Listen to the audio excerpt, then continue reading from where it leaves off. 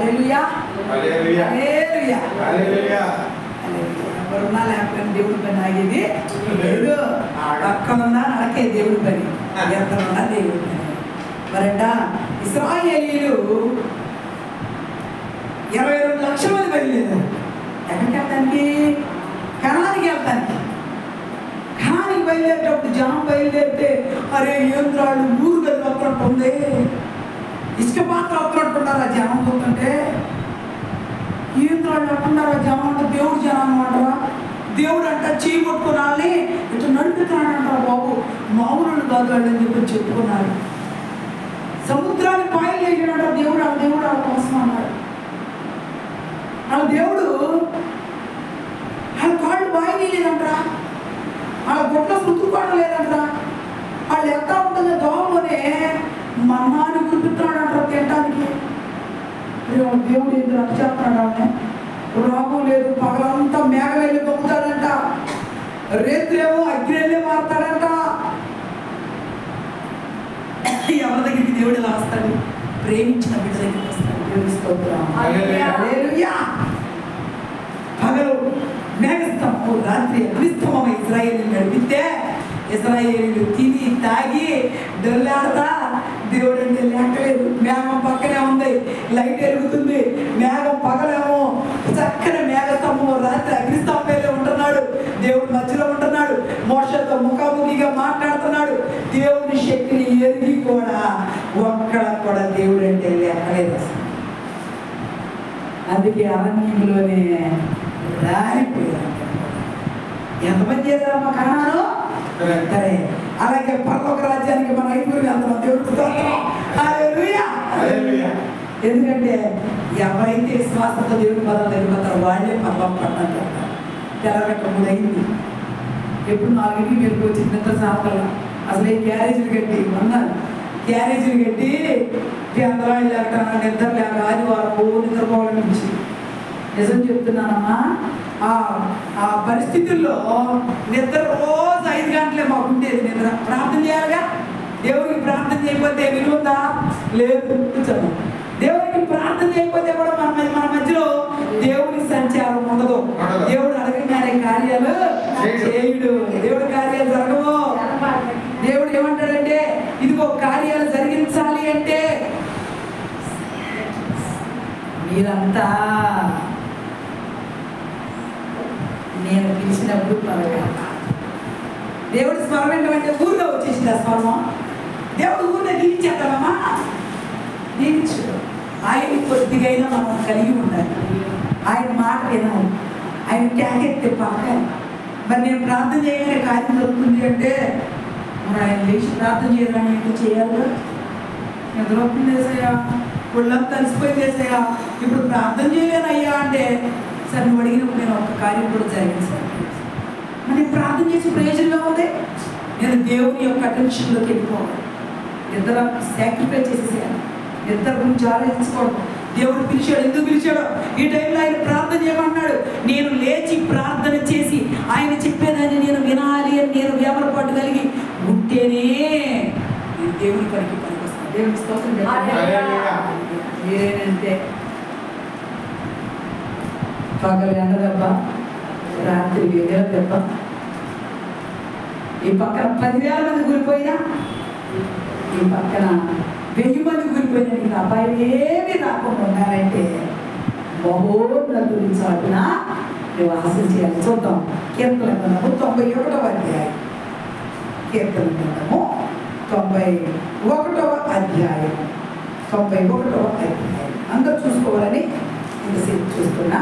మొదటి నుంచి మహోన్నతుని చాటున నివసించువాడే, సర్వశక్తుని మీద విశ్రమించువాడు, ఆయనే నాకు ఆశ్రయము, నా కోట, నేను నమ్ముకొను నా దేవుడని నేను యెహోవాను గూర్చి చెప్పుచున్నాను.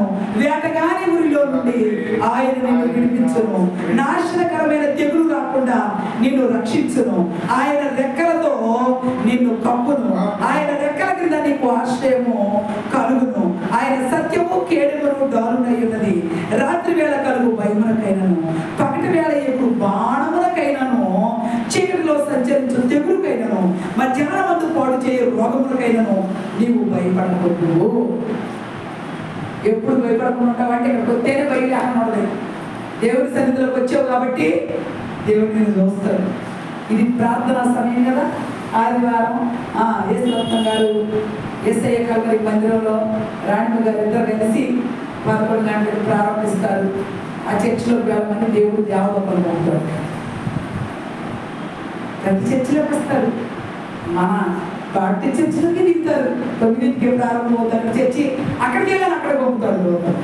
టౌన్ చర్చి 7 గంటలకు స్టార్ట్ అయింది, వెళ్ళి అక్కడికి పంపుతారు.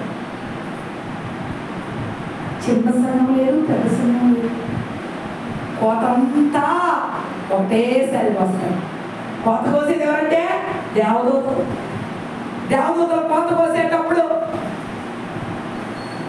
కోత కోయడానికి దేవదూతలు ఎందుకు పెడతాడంటే సంఘాల్లో ప్రార్థన జరిగేటప్పుడు అక్కడికి ఎవరెవరు వచ్చారు, ఎవరెవరు ప్రార్థన పూర్వకంగా వచ్చారు, ఎవరెవరు దేవుని మీద ప్రేమతో వచ్చారు, వచ్చినందుకు విశ్వాసంతో ఎంతమంది ఉన్నారు కనిపెట్టింది ఎవరు?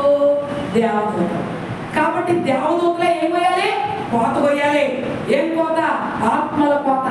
ఆత్మ అంటే పరిశుద్ధాత్మ నిండుకున్న వారు మాత్రమే ఆయన బిడ్డలో. పరిశుద్ధాత్మ ఉందా నీలో? నువ్వు దేవుని బిడ్డవే. పరిశుద్ధాత్మ లేదు అసలు నువ్వెవరో నాకు తలిపేసేస్తాడు. బుద్ధిగా కన్యకలు ఏం చేశారు? 10 మంది కన్యకలు బయలుదేరారు. 10 మంది బయలుదేరేటప్పుడు ఒక 5 గంట బాగా మా కాగడ బలి ఎదుగుతుంది, మరి ఎవరుగా మళ్ళీ నూరు ఎందుకు గుడ్లో నూరు పోసుకోవడానికి వద్దులే అనుకున్నారు. 5 మిగిలిన 5 ఏం చేశారంటే ఒక 5 ఉట్టి దేవం వాటే పట్టుకొని బయలుదేరారు. మిగిలిన 5 ఏరే చేసావో పోసుకున్నారు, నూరు పోసుకుని అది కూడా పట్టుకొని బయలుదేరారు. కొంత దూరం వెళ్ళాక రూమ్లోకి వెళ్ళారు. ఎస్ఐ కోసం వెయిట్ చేస్తున్నారు కూర్చొని. విషయానికి దేవం మారిపోతుంది.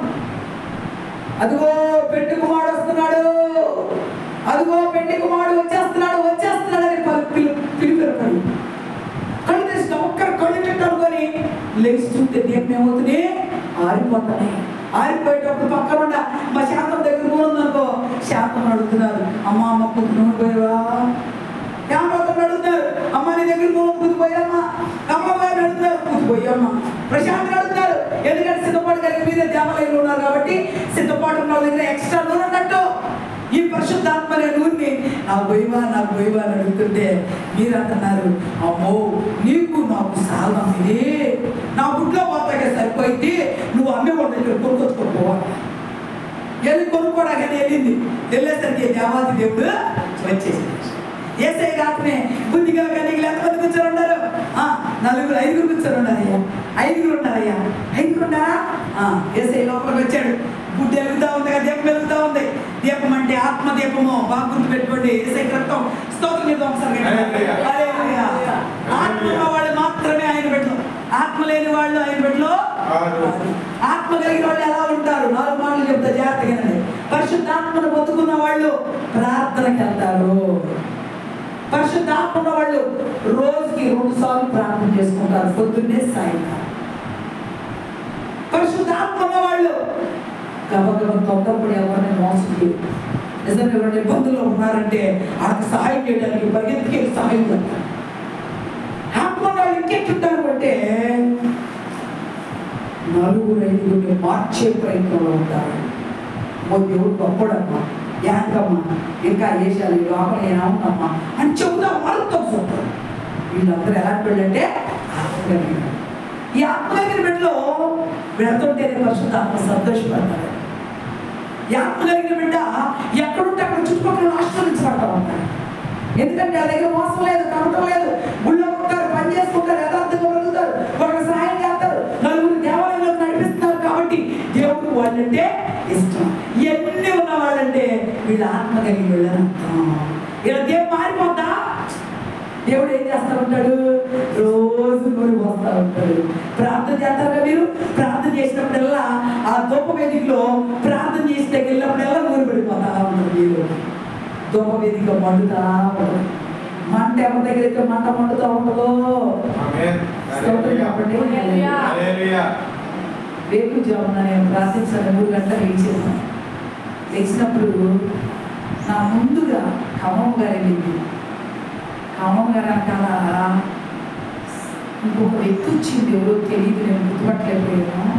ఇద్దరు నెత్తి మీద మంటలు పడుతుంది. దేవుడి స్తోత్రం లేకపోయా అప్పుడు ఆ ప్రార్థన చేద్దాం నాకు ఇద్దరే కనపడతారు. నేను మోకాళ్ళు వేసిన మీ అందరూ ఇక్కడ కూర్చున్న వాళ్ళందరి కోసం ప్రార్థన చేసి నేను చేశాను. వదలన రోజులో వదలను. ఆత్మదీపాన్ని నేను తెల్లగట్ట ఆ మిడుకు మిడుకు మిడుకు మంట మంచి కానుకోకుండా పైన పడుతుంది, పైన పడుతుంది ఆ మంట. ఆ మంట అంటే ఏం మంట అన్నది? ఆత్మదీపం. దేవుడు ఆత్మ కనుక ఆత్మతో నింపబడిన వారి పైన ఆ దీపాన్ని మండిస్తూ ఉంటాడు. అందుకే సైతాన్ నీ దగ్గరికి రాదు, దుష్టుడు నీ దగ్గరికి రాడు, నీకు రోగం రాదు, నీ ఇంటి బిడ్డల దగ్గరికి సైతాన్ రాలేదు, నీ కుటుంబంలో ఏ పరిస్థితిని చెడగొట్టలేదు సైతాన్. నీ బిడ్డలు జీవించబడాలన్నా, నీ ఆశీర్వాదకరంగా ఉండాలన్నా, నువ్వు సంతోషంగా ఉండాలన్నా, నీ ఇల్లు దీవెనకరంగా కనపడుతుంది అంటే దేవుడి కుటుంబాలను స్తోత్రం. హల్లెలూయా. మహోన్నతుని చాటున నివాసం చేసింది ఎవరో వాక్యులు వెళ్దాం చూద్దాం. రూతు గ్రంథము, రూతు గ్రంథము అసలు చదవట్టుగా రూతు గ్రంథము, రూతు గ్రంథాన్ని చూద్దాం.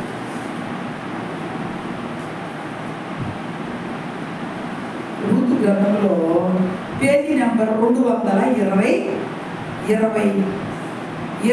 Page, 220వ page తీసామా? తీసారా? 20వ పేజీలో 2వ అధ్యాయం 1వ వచనం. 220వ పేజీ ఎక్కడ ఉంటుందండి? ఇది క్లియర్గా చెప్పాలి. మాస్టర్ గారు న్యాయాధిపతుల పక్కన ఉంది. చదువుతున్నా, నేను చదువుతున్నా. నయోమి పెనిమిటికి బంధువుడు ఒకడు ఉండేను.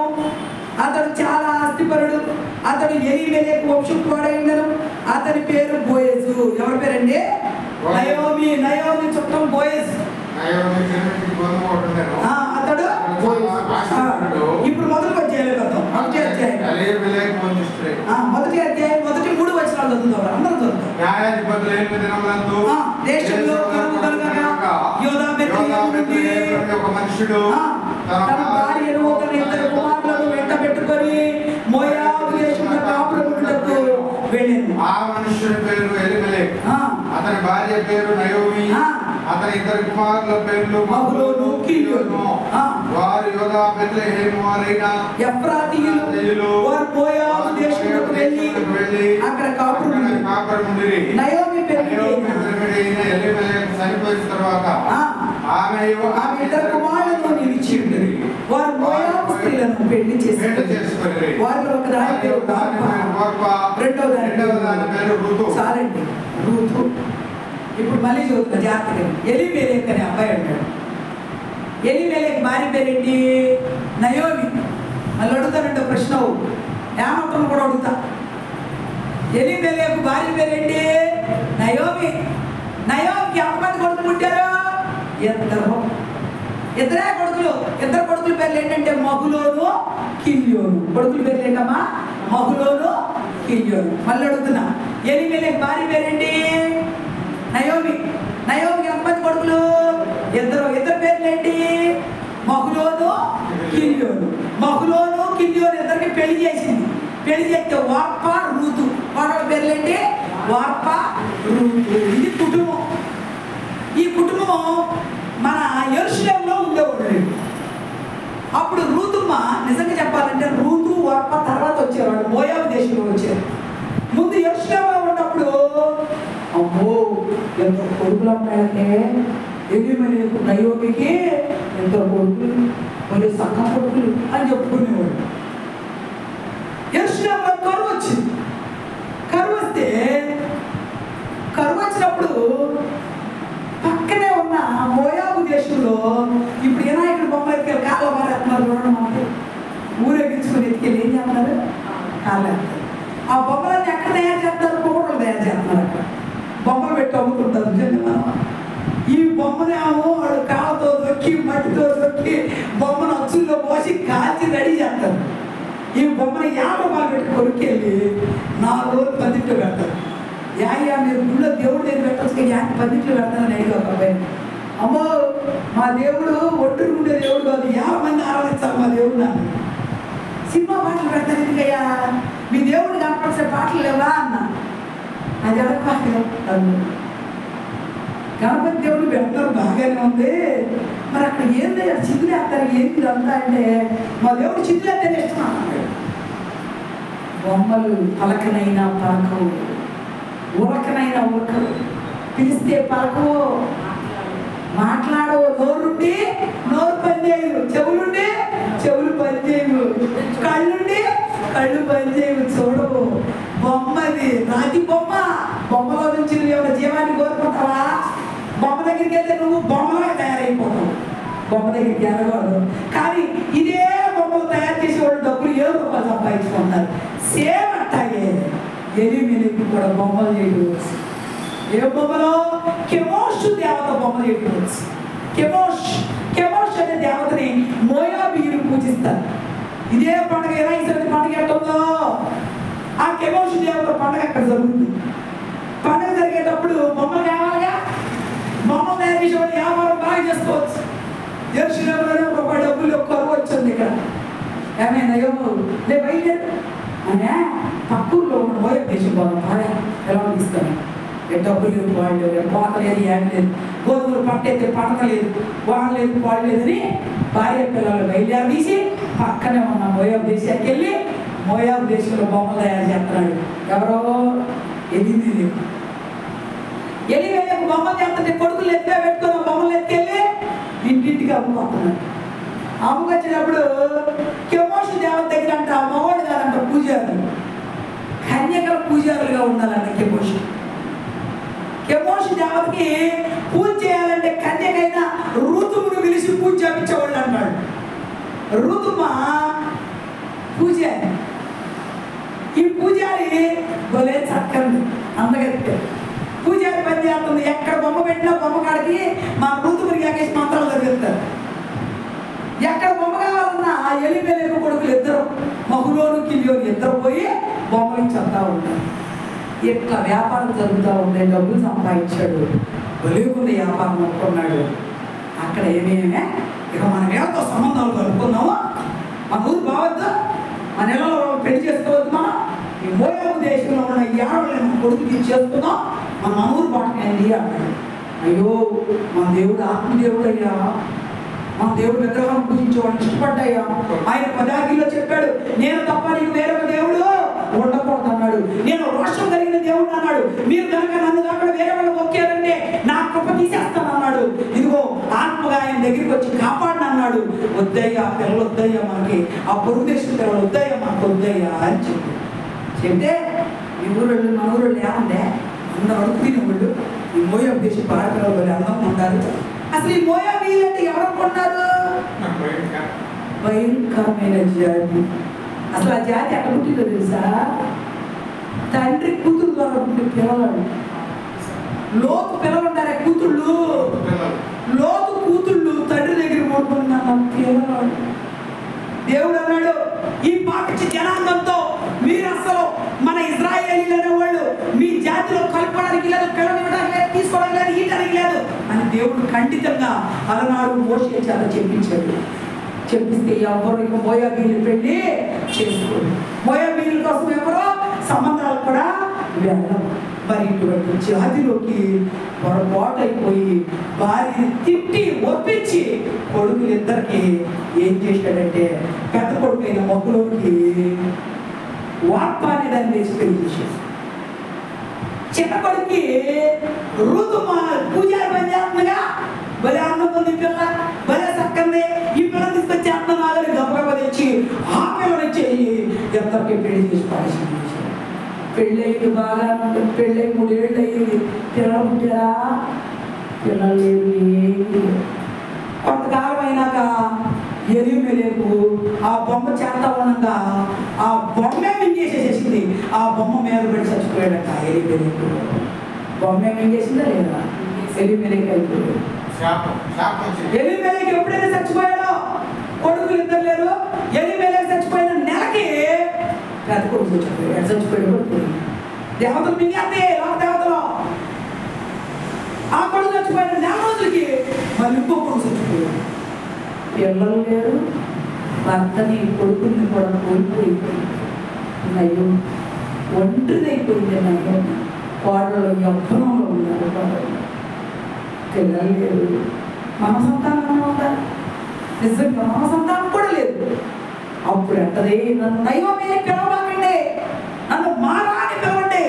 నా జీవితం చేదైపోయింది, నాకు దీవెనలు ఏమీ లేవు, నేను ఓడిపారిపోయాను, నాకేమీ లేదు కాబట్టి నన్ను మారా అని పిలవండి అంది.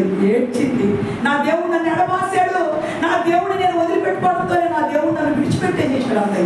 అందుకే మన దేవుడు కోపొచ్చే పనులు ఎప్పుడు చేయకూడదు. బొమ్మల దగ్గరికి వెళ్ళకూడదు, విగ్రహాలు పెట్టిన ప్రసాదాలు తినకూడదు, బొమ్మల దగ్గరికి వెళ్ళి వాడి వైపు చూడకూడదు, తేలిపార చూడకూడదు, బొమ్మలకు పెట్టిన ప్రసాదాలు ముట్టుకోకూడదు. పరిశుద్ధాత్మ నిన్ను విడిచి వెళ్ళిపోతాడు, నువ్వు పిలిచిన పలకడు, నీ ఇల్లు దీవెన లేకుండా అయిపోతే వాడి జోలికి వెళ్ళకూడదని పేరు చెప్తుంది. కథ రాయించాడు అంటే పరిశుద్ధాత్మ ఋతు గ్రంథాన్ని రాయించడానికి ప్రధాన కారణం ఏంటంటే బొమ్మల్ని ఆశ్రయించిన వాడు బొమ్మల్లాగానే నశించిపోతాడు. ఆ బొమ్మలకి ఎక్కడ మారుతారు చూడు, కాళ్ళ ఏలాడుతుంది. నేను పోయితో చూసాను, లేవం గారు మేము పెంచి అంటాయి అంతా ఎంత బొమ్మలు కాళ్ళ బారేసుడు పైకి లేవాడు బొమ్మలని ఏంటి పారేంటి పొల్యూట్ చేసి ఆగమాగం చేస్తున్నారు. ఖచ్చితంగా 200 అడుగులు బొమ్మనంట ఊరేగిస్తున్నారు. బొమ్మ పడి 200 మందో 300 మంది చచ్చిపోయారు. బొమ్మ ఏమన్నా బతికించిందా? బతికించిందమ్మా? మన యేసయ్య ఏమంటున్నాడు? చింతలేదు, అల్లలేదు, అల్లతో కూడిన ఆడపాటలు మనకి వద్దు. సంతోషంగా మీరు దేవాలయంలోకి రండి, మనసారా కళ్ళు మూసి ప్రాణాత్మ దేహాలతో నన్ను ప్రార్థన చేసుకోండి. అయ్యా నా బాధిదయ్యా, నా సమస్యదయ్యా, తండ్రి నేను పాపినయ్యా, నన్ను క్షమించు అయ్యా, నా కూతురిని దీవించు, నా కూతురికి ఉద్యోగి, నా కొడుకు ఉద్యోగి అయ్యా, నా బిడ్డలు ఇద్దరికి ఉద్యోగాలు ఇస్తే సాక్ష్యం చెప్పుకుంటానయ్యా. కార్యం చేసేవాడు మన దేవుడైతే కార్యం చేయలేని రాతి బొమ్మల దగ్గరికి వెళ్తే ప్రయోజనం ఉందా? లేదు. నయోమి మాట ఎలిమేలకి విన్నాడమ్మా, ఇలా ఇనుంటే కొడుకులు ఇద్దరు బ్రతుకుండేవాడు ఈనాడు. కానీ కొడుకులు బాగొట్టుకుంది, భర్తను బాగొట్టుకుంది, ముగ్గురు పోయిన తర్వాత ఒంటరిగా మిగిలిపోయి కోడలతో అంటుంది, అమ్మా కోడళ్ళారా మత్పారుకు వెళ్ళండమ్మా, నేను ముసలిదాన్ని అయిపోయానమ్మా. ఒకవేళ కొడుకులు కానీ ఎవరన్నా పెళ్లి చేసుకొని కొడుకులు కానీ పెంచే శక్తి నా దగ్గర లేదు. కొడుకులు పెరిగి పెద్దలు మీరు ముసలోళ్ళు అయిపోతారు. వద్దమ్మా, మీరు మీ ఇళ్ళకి వెళ్ళిపోయి మీ తల్లిదండ్రుల దగ్గరికి వెళ్ళి ఒకటి పెళ్లి చేసుకుంటామ్మా అని పంపిస్తా ఉంటే వాప పరిగెత్తుకుంటూ వచ్చి అతను ముద్దు పెట్టుకొని బాయ్ అత్త అని వెళ్ళిపోయి అడుగుతుమ్మా. భర్త పక్కన ఉన్నప్పుడు భర్త మెడలో 10 ఆజ్ఞల పలకలు ఉన్నాయంట, మెడలో లాకెట్ లాగా చేపించేసిందంట నయోమి కొడుకు, బంగారు లాకెట్. ఆ లాకెట్ చచ్చిపోయేటప్పుడు భార్యకి ఇచ్చాడంట. ఆ లాకెట్ ఓపెన్ చేసి చూస్తే దాని మీద నేను తప్ప నీకు వేరొక దేవుడు ఉండకూడదు, నా రద్దు చేయకూడదు, విమర్శించకూడదు, దొంగిలించకూడదు, పొరుగుని నాశించకూడదు, ఏమీ తీసుకోకూడదు అని రాసుంటే అవన్నీ చదివి అమ్మో నేను దేవతలను పూజించాను, పూజారిని అయితే అయ్యాను. ఇవన్నీ కాదు, ఈ ఆజ్ఞలు దేవుడిచ్చి, ఈ ఆజ్ఞలు చాలా గొప్పవి, ఈ దేవుడే గొప్ప దేవుడు, నేను ఈ దేవుడు నేను ఒప్పుకుంటాను, నా దేశానికి నేను వెళ్ళను, నా తల్లిదండ్రుల దగ్గరికి నేను వెళ్ళను అని నిర్ధారణ చేసుకొని అయ్యో నా అంత ఒంటరిదైపోయింది, కొడుకులు బాగొట్టుకుంది, భర్తను బాగొట్టుకుంది, ఒంటరిదైపోయింది, దిక్కులేదైపోయింది నా అత్త నేను వెళ్ళకూడదు అనుకుంది. అందులో అన్నదే చదువుదాం, 1వ అధ్యాయము 16వ వచనం చదువుదాం. అందుకు ఋతు నా వెంబడి రావద్దని నన్ను విడిచిపెట్టమని నన్ను బతుమాలు కొనవద్దు, నీవు వెళ్ళే చోటకే నేను వచ్చేదను, నీవు నివసించే చోటనే నేను నివసించేదను, నీ జనమే నా జనము, నీ దేవుడే నా దేవుడు, నీవు మృతి పొందు చోటన నేను మృతి పొందేదను, అక్కడనే పాతి పెట్టబడదను, మరణము తప్ప మరి ఏదైనా నిన్ను నన్ను ప్రత్యేకించిన యెహోవా నాకు ఎంత కీడైనా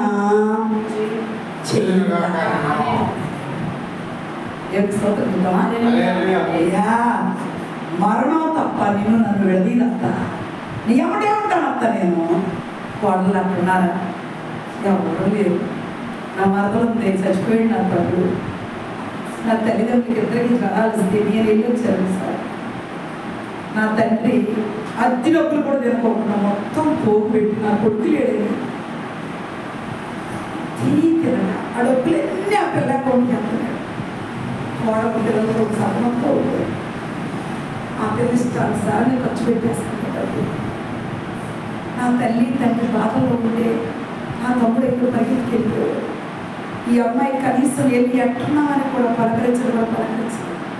మా అమ్మ అత్తమ్మ అంటూ మానేసి మీ కొడుకు చచ్చిపోయాడు. మా అమ్మ అన్నాక నా కొడుకుని తీసుకొచ్చి చంపేసేవే అన్న కన్న కొడుకు పోతే అమ్మ తల్లులు శాంతము చచ్చిపోయి కొడుకు అన్నాడు. ఇప్పుడు చెప్పారు బొడ్డోడు పోయాడు అమ్మగారు, బొడ్డోడు పోయాడు, బొడ్డోడికి మీడే బొడ్డోడు అనుకో చూసుకున్నాను అనుకోండి. మా అమ్మ కూడా అట్టాగే నా కొడుకు పోయాడు, దానికి వేదన వచ్చినప్పుడు నా కొడుకుని తీసుకెళ్ళి ఏం పెట్టి చంపేశారమ్మా నా కొడుకు మీరు అని అడుగుతుంది. తప్పేమన్నా దాని కడుపు బాధ కాబట్టి, దాని కడుపు కోతపడింది కాబట్టి అడుక్కుంటున్నామా. ఈ మాట ఉన్నది పాటించదు. వాళ్ళు ఎక్కడో చూడండి, మరి వాక్యం చెప్తుంది, ప్రార్థన చేస్తుంది, ప్రేమ ఉంది అర్థమైనా. ఈ కోడలు అంత ఎట్లా ఉన్నారో చూడండి, ప్రేమిస్తుంది అతను.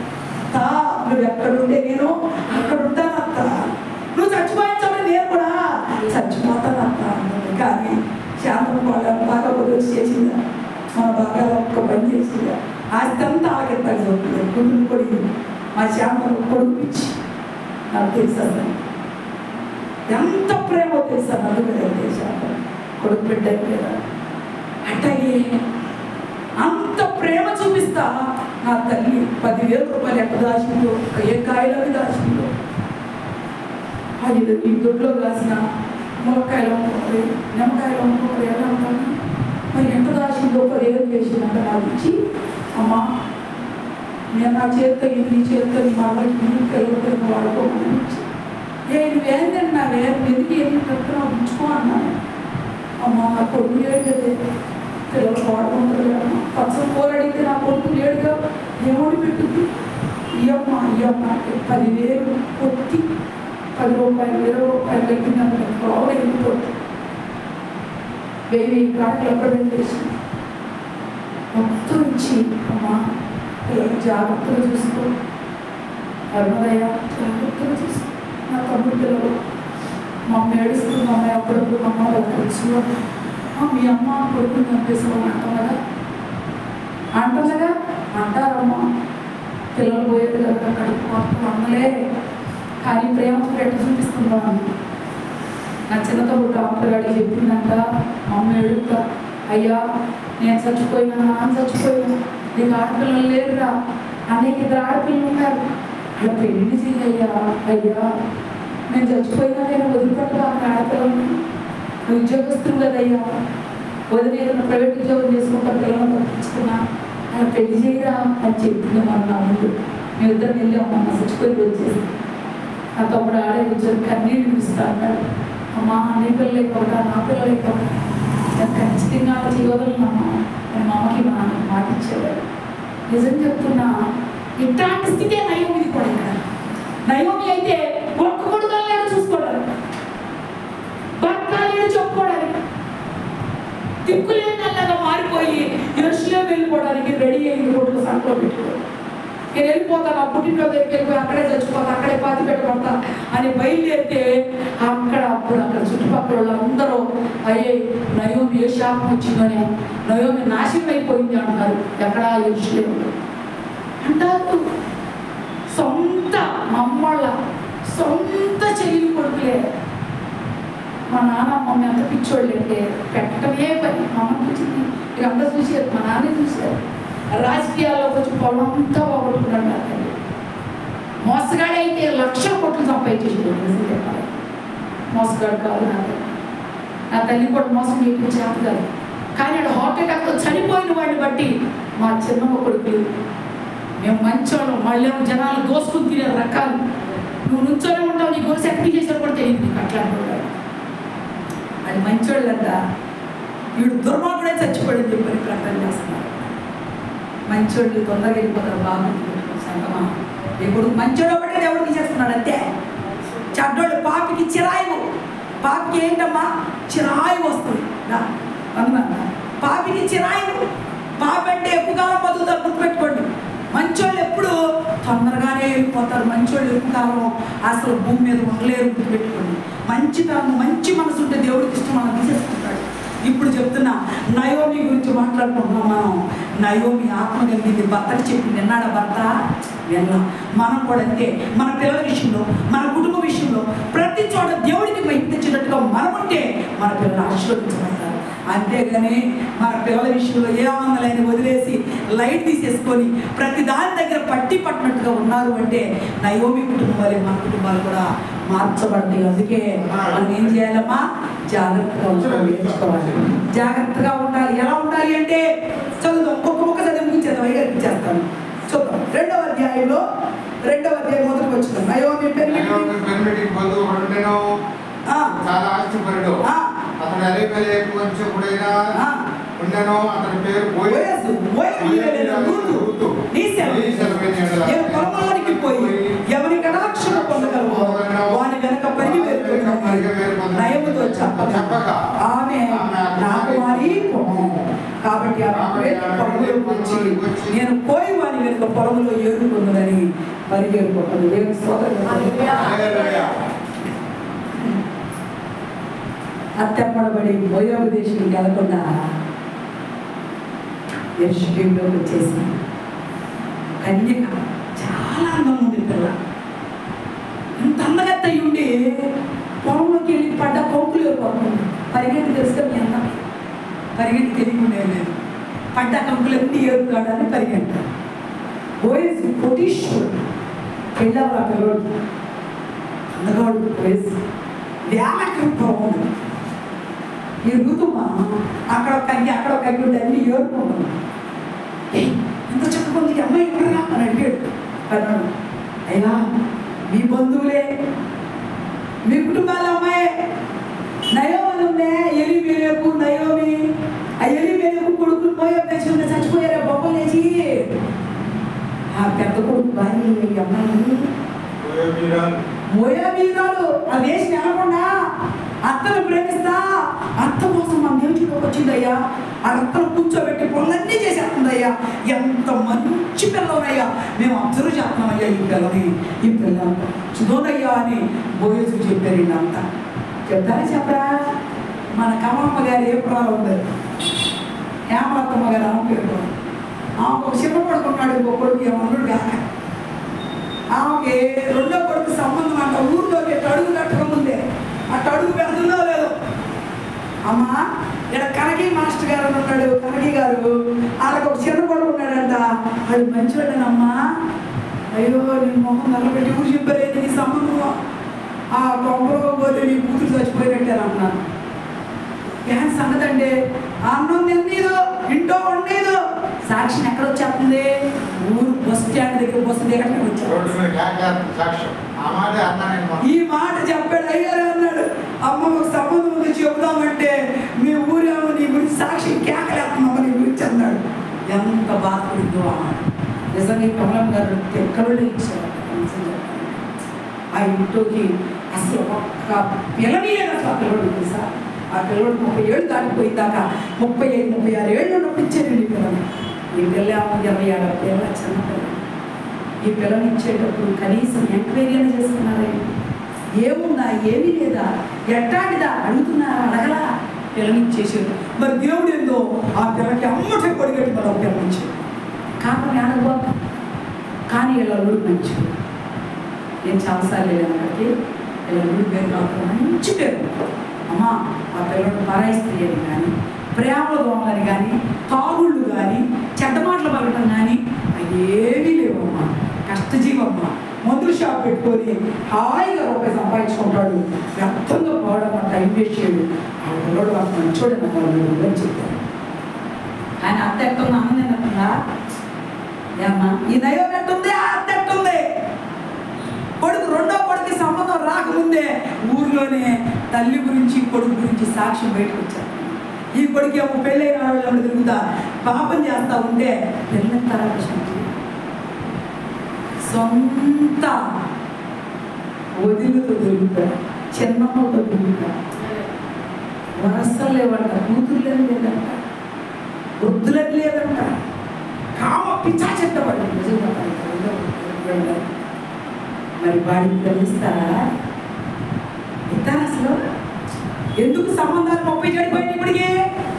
వాడు మంచోళ్ళకి పిల్లలిచ్చే వాళ్ళకి ఎవరో కూడా 30 సంబంధాలు ఎందుకు అయిపోయినండి, ఊరు ఎందుకు తిరుగుతున్నారు వాళ్ళు, ఆంధ్రంతా అయిపోయినాకండి. దాన్ని నా బాబు మంచోళ్ళు అయితే మంచిగానే చెప్పు గుర్తుపెట్టు. నయోమి ఉంది, నయోమి తన కొడుకులు భర్తతో ఉన్నప్పుడు బాగుండదని చెప్పుకున్నారు. ఎలిమెలెక్కి కొడుకులు చక్కగా చెప్పుకున్నారు అక్కడ. మరి ఎప్పుడైతే మోయాబు దేశానికి వెళ్ళాడో, మోయాబు దేశంలో బొమ్మలు ఎప్పుడైతే చేశాడో అక్కడ బొమ్మల వాళ్ళని మింగేసినాయి. కొడుకులు లేరు, భర్త లేరు, ఒంటిదైపోయింది. కోడలు తీసుకొని పుట్టింటికి చేరింది.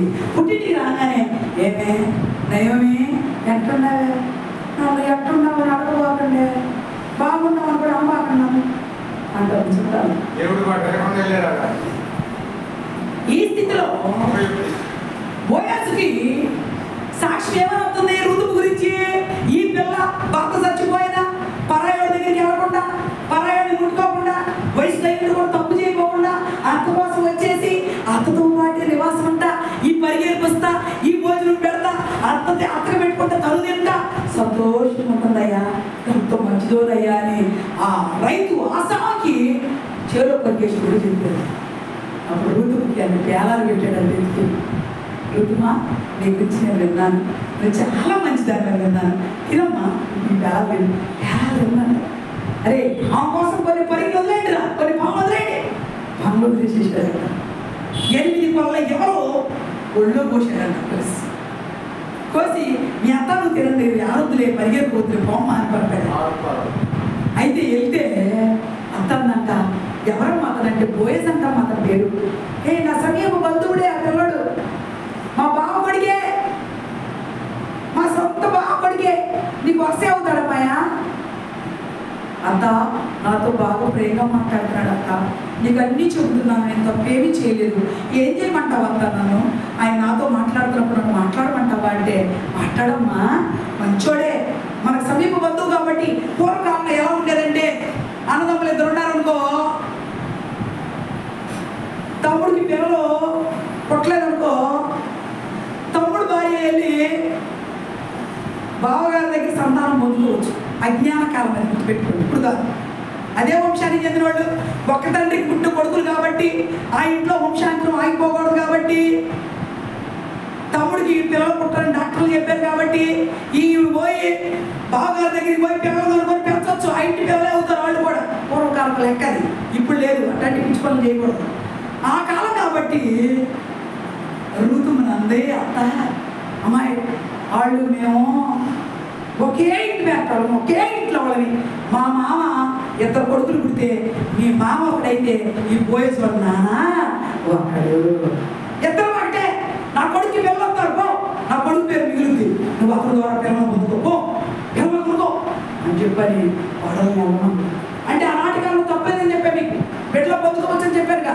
అందుకని అజ్ఞాన కాలంలో వెళ్ళడానికి ఇష్టపడతా ఉంటే ఆమె వెళ్ళిపోయి ఆ బోయస్ కాళ్ళ దగ్గర కూర్చొని పర్మిషన్ అడిగింది, నాకు బిడ్డలు నీ ద్వారా కావాలని అడిగితే ఆయన అన్నాడు, చిచ్చు చాలా నీతిమంతురాలివి, నువ్వు ఎట్ట పొందుకోవద్దు, నేను వివాహం చేసుకున్నా.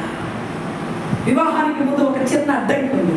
ఏంటి అంటే మీ ఆయనకి సొంత తమ్ముడు ఎవరు ఒకడు ఉన్నాడు ఇక్కడ, వాడిని అడిగి వాడు కాదు అంటే ఇక నేనే నీకు భర్తను అని చెప్పి అతను పిలిచి అతను అడిగితే, చిచ్చి నాకొద్దు, నా భార్య 3 మంది పిల్లలు ఉన్నారు, అయిమే నాకొద్దు అన్నాడు.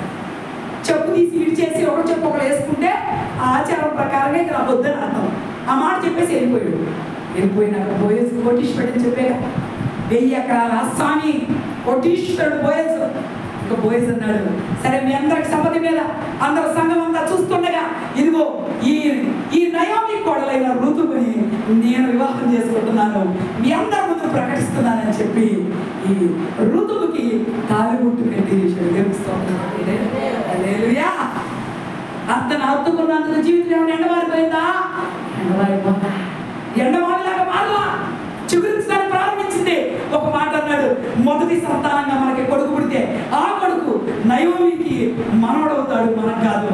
తర్వాత సంతానమే నాది, ముందు పుట్టిన కుమారుడు ఖచ్చితంగా మీ అత్తగారికి ఇచ్చేసేద్దామని చెప్పి కూడా భార్యకి చెప్పుకున్నాడు. అట్లాగే పెళ్ళయింది. పెళ్ళైనాక తొలిగా ఒక కొడుకు పుట్టాడు. దేవుని స్తోత్రం చెప్పండి. హల్లెలూయా. పూర్వకాలంలో ఏ సంగతే లేదనంటే దేవుడు ఈ బోయజు కడుపులో వచ్చిన ఋతు ద్వారా పుట్టిన ఈ కొడుకుని తీసుకొచ్చి తీసుకొచ్చేసి నయోమి ఒళ్ళో పెడితే నయోమి ముద్దు పెట్టుకొని దేవుడికి కృతజ్ఞతాస్తుతులు చెప్పింది. దేవుడి స్తోత్రం చెప్పలేకపోయా.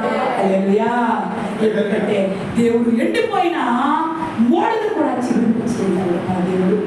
ఋతుమ ఆ బిడ్డ తీసుకొచ్చి అత్తకి శాస్త్రంగా ఇచ్చేసేసి, అత్త ఈడు నీ కొడుకు, నీ వంశాంకురం నువ్వు పెంచుకో, నాకు అక్కర్లేదు, నేను నా భర్త దగ్గరికి వెళ్ళిపోతున్నానని బోయస్ దగ్గరికి వెళ్ళిపోయి బోయస్ సంతానంగానే సంతోషంగా బ్రతికి బోయస్ దగ్గర చనిపోయినట్టుగా బైబిల్ చెప్తా ఉంది.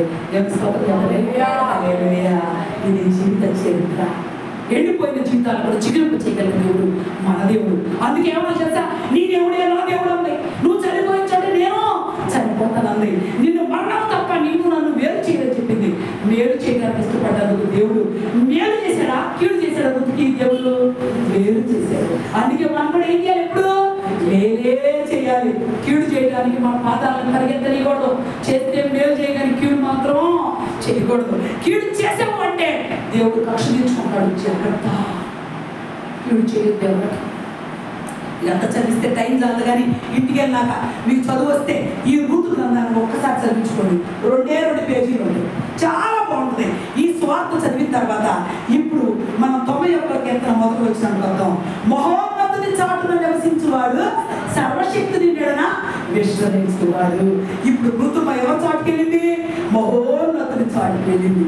అందుకే మహోన్నతుడైన దేవుడు ఏం చేశాడంటే ఆమెను చిగురింపచేసి నశించిపోకుండా జనాభా వరకు తల్లిగా చేసి, నిజంగా చెప్పాలంటే ఋతు లాంటి కోడలు కావాలి మీ అందరూ. ఈ రోజుల్లో ఋతు లాంటి కోడలు లేరు. మనం కూడా కోడలుగా వచ్చిన వాళ్ళమే. ఋతు లాంటి కోడలుగా ఇప్పుడు ఉంటున్నారా అంటే లేదు.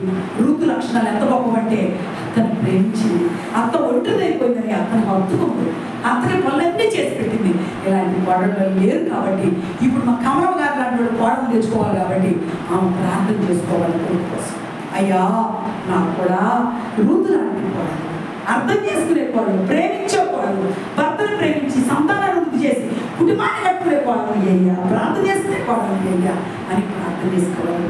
మాకైతే కూతుళ్ళు ఉన్నారు కాబట్టి మేమేం చేసుకోవాలంటే కొడుకులాంటి తల్లుళ్ళు అయ్యా, కొడుకులా. నిజంగానే కమలం గారు కొడుకే నేను పెంచుకున్నా సురేష్, ఏ చెడ్డ అలవాటు లేదు పిల్లలు. అసలు ఆడపిల్ల పొడుచుకోవడం ₹1 కూడా వేస్ట్ చేయడు. ఆ పిల్లడు తిన్న పిల్లడానికి ఇదాడు పర్లా, ఏ పర్లా ఆశీర్వదించబడతారు. ఇప్పుడు చెప్తున్నా, మనం ఆశీర్వదకరంగా ఉండాలంటే నీతిగా యథార్థంగా దేవుని ఎంత భయభక్తులు కలిగి బ్రతికితే ఎప్పటికైనా ఆశీర్వదించబడతామని గుర్తుపెట్టుకోవాలని కోరుకుంటూ నా మాటలు ఇస్తున్నా. దేవుడి కొద్ది మాటలు తన వ్యక్తిలో దీవించి ఆశీర్వదించుగాక. చిన్న ప్రార్థన చేసుకున్నాం. పరిశుద్ధుడా జీవం కలిగిన తండ్రి నీకు వందనాలు స్తుతులు స్తోత్రాలయ్యా.